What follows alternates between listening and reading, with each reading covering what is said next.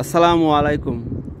দেখেন দক্ষিণ কোরিয়াতে কৃষিতে তারা কিভাবে আধুনিক প্রযুক্তি ব্যবহার করে।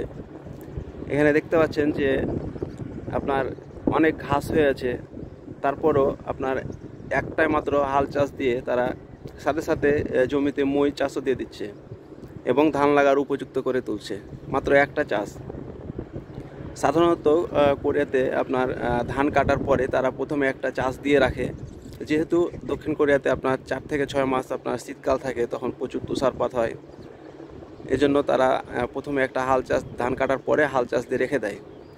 এখন যেহেতু ধান লাগার সময়, তাই তারা হচ্ছে যে এই যে এখন একটা মাত্র চাষ দিবে এবং জমিতে তারা ধান রোপণ করবে।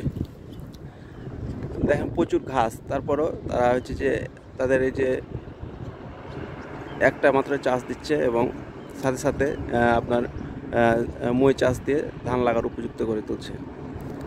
দেখেন কিভাবে করছে।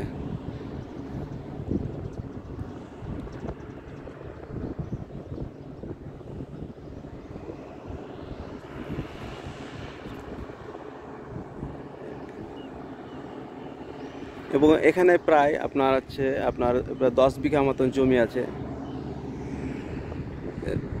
10 বিঘা জমিতে আপনার হাল চাষ দিতে আপনার হচ্ছে যে একদিনে আপনার এক বেলাতে হাল চাষ দেওয়া হয়ে যাচ্ছে।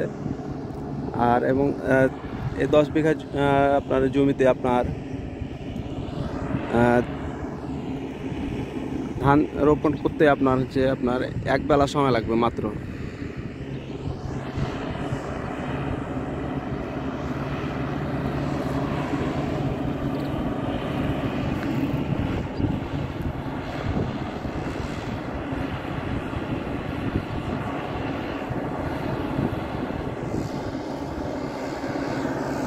দেখেন কি পরিমাণ ঘাস, দেখেন।